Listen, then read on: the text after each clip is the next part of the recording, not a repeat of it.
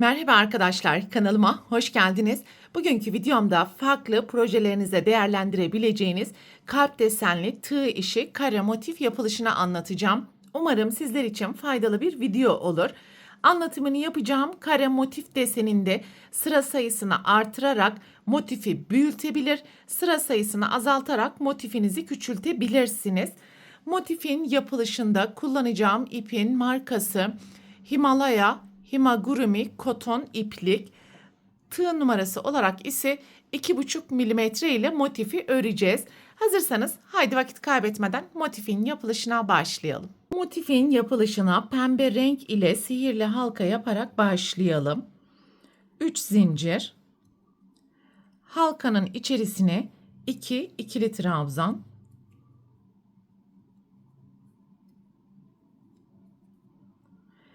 2 zincir.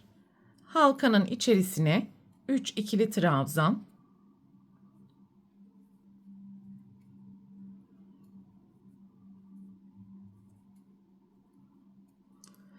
Ve aralarında 2 zincir olacak şekilde halkanın içerisine toplam 4 tane grup oluşturalım. Her grubu da 3 adet trabzandan yapalım.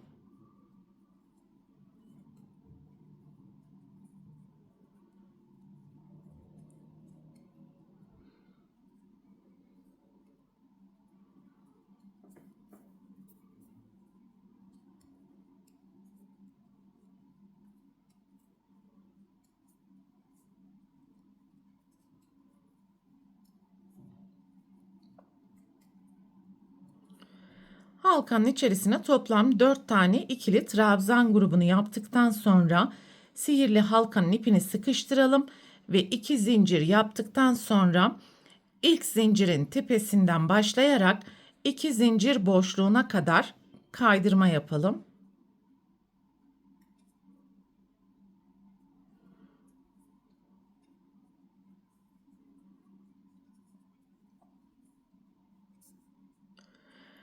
Üç zincir, aynı boşluğun içerisine 2 trabzan, 2 zincir, 3 trabzan yapalım.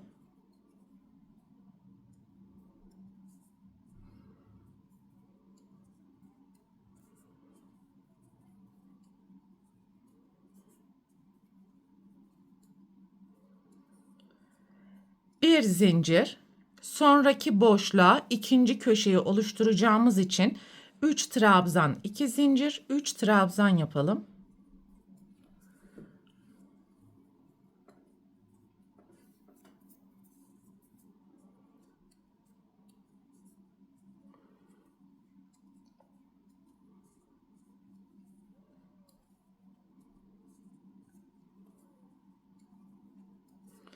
İkinci köşeyi oluşturduktan sonra kalan diğer 2 zincir boşluklarına da 3 trabzan, 2 zincir, 3 trabzan yaparak 3. ve 4. köşeyi oluşturacağız. Köşeler arası geçişte de bir zincir yaparak sıra sonuna kadar devam edeceğiz.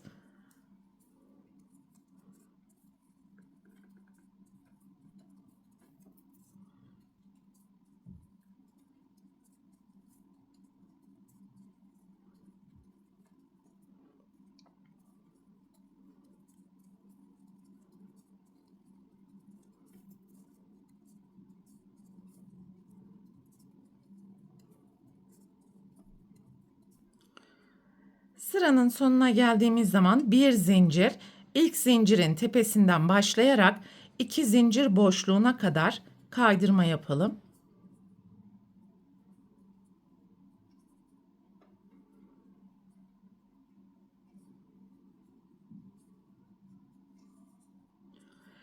Üç zincir, alt sıradaki işlemi tekrar ederek aynı boşluğun içerisine 2 trabzan, 2 zincir, 3 trabzan yapalım.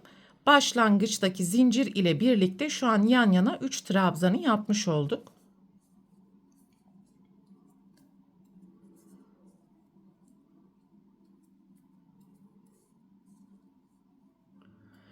Ve 3. trabzanı yaparken beyaz renge geçiş yapalım.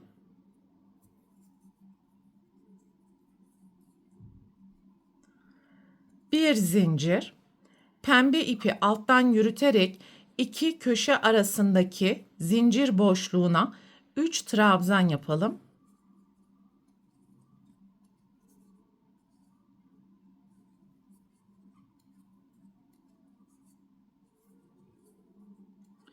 Üçüncü trabzanı yaparken tekrar pembe renge geçiş yapalım.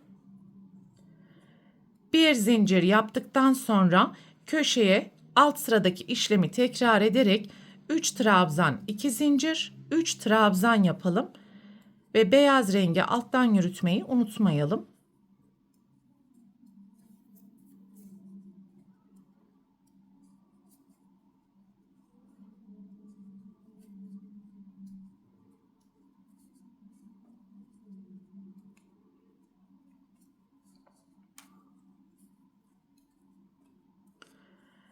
Pembe renk ile devam ediyoruz. Bir zincir, iki köşe arasındaki boşluğa 3 trabzan yapalım.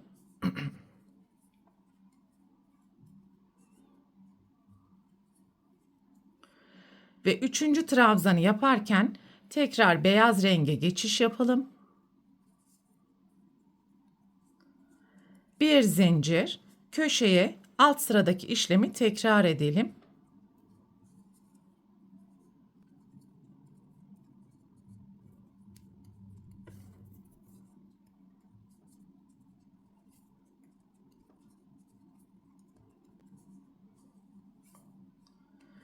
Üçüncü trabzanı yaparken pembe renge geçiş yapalım. Bir zincir yaptıktan sonra iki köşe arasındaki boşluğa 3 trabzan yapalım.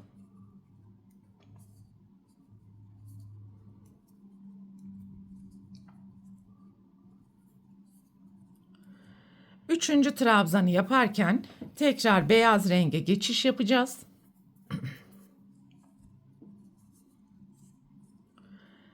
Bir zincir ve son köşeyi oluşturmak için zincir boşluğuna 3 trabzan, 2 zincir, 3 trabzan yapalım.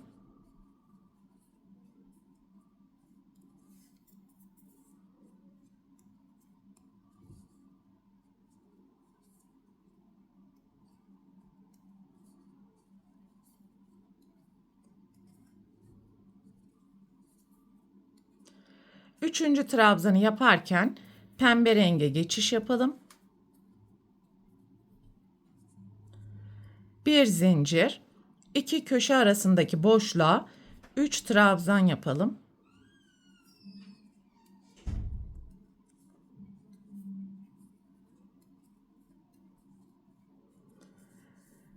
Şu anda desenimizin görüntüsü bu şekilde oldu arkadaşlar. Bir zincir ve ilk zincirden başlayarak orta zincir boşluğuna kadar beyaz ipi de alttan yürüterek kaydırma yapalım.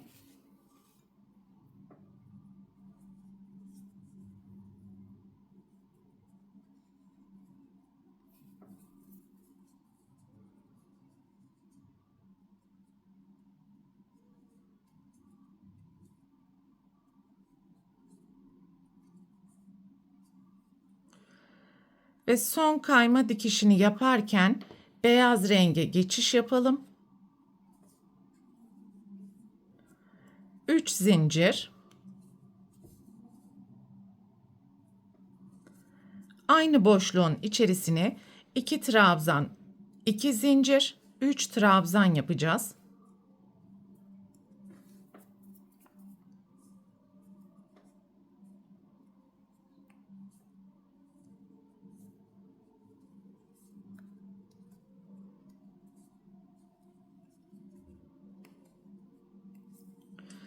Ve artık pembe renkli işimiz kalmadığı için burada ipi kesebiliriz. Bir zincir, köşeye gelene kadar gruplar ortasındaki zincir boşluklarına 3 trabzan yapalım ve yaptığımız her trabzan grubu arasındaki geçişte de bir zincir yapalım.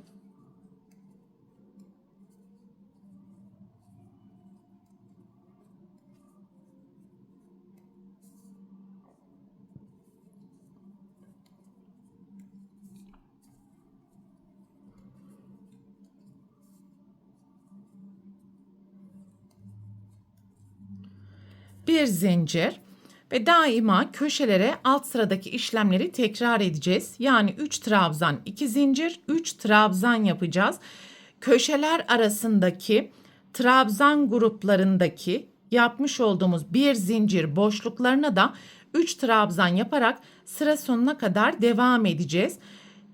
Ve tüm gruplar arasında bir zincir yapmayı unutmayalım. Bu sırayı tamamen beyaz renk ile tamamlayacağız.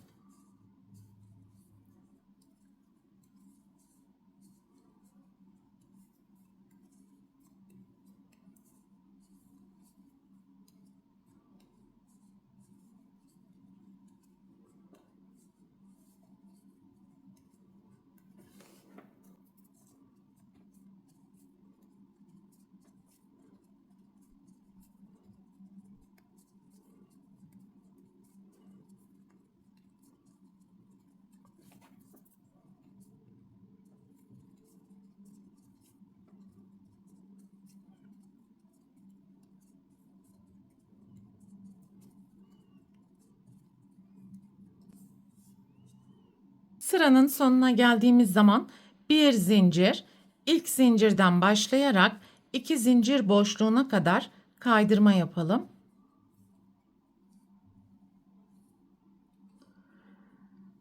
Üç zincir ve son sırada alt sıradaki işlemleri beyaz renk ile tekrar edeceğiz. Tüm köşe zincir boşluklarına 3 trabzan, 2 zincir, 3 trabzan, köşeler arasındaki trabzan gruplarının ortasına 3 trabzan yapacağız arkadaşlar.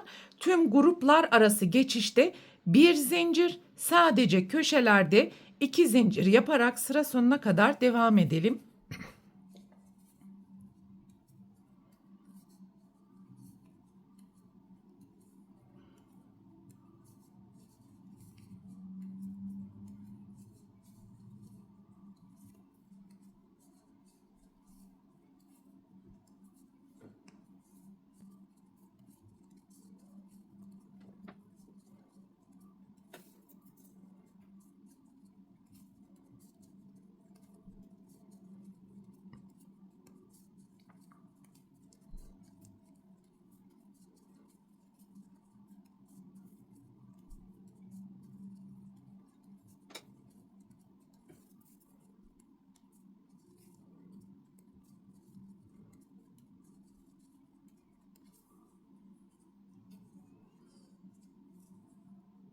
Sıranın sonuna geldiğimiz zaman bir zincir, ilk zincirin tepesine kaydırma yapalım ve bir zincir yaptıktan sonra ipi keserek kare motifin arkasındaki ilmeklerin arasından gizleyebildiğimiz kadar gizleyelim.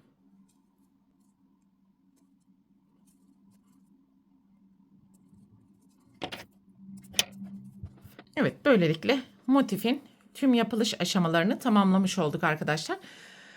Bu videoda anlatacaklarım bunlardan ibaretti. Umarım sizler için faydalı bir video olmuştur.